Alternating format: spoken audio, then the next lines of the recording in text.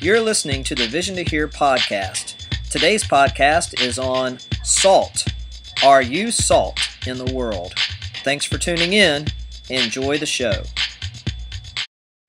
So in this first installment of Salt, just wanted to talk about the movie poster a little bit. It's very interesting because it has Angelina Jolie's face, and that pretty much just makes up the entire poster, aside from the text that's on there that says, salt, or who is salt.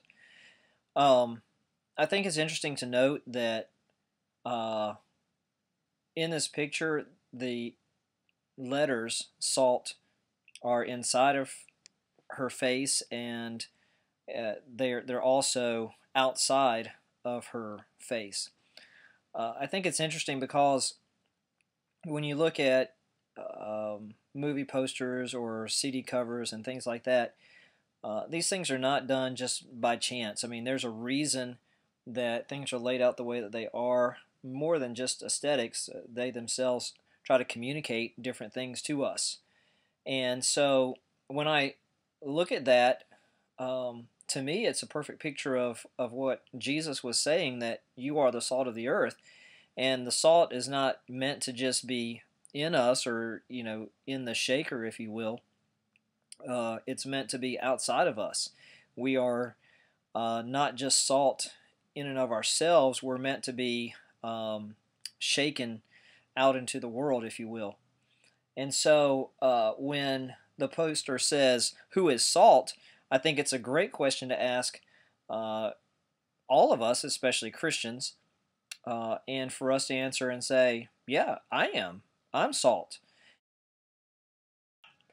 I was listening to another guy talk about the movie Salt, and he made a very good point about the premise and the concept of the movie, in that this poster and the concept of the movie is the first time that we have a action hero or heroine that we don't really know if she is good, if she is a villain, or if she's a hero. That's an interesting concept for us to think about. And as salt, Jesus makes this comment, and he says, well, if the salt has lost its saltiness, what good is it?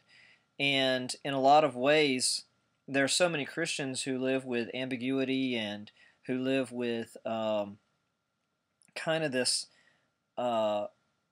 stay in the salt shaker kind of thing, where we don't want to give away what we really think, or what we really believe, or who we really are, for fear of being shunned, or being isolated, or made fun of, or whatever. And so a lot of times we tend to live incognito, instead of truly identifying that we are salt and being the hero that we should be.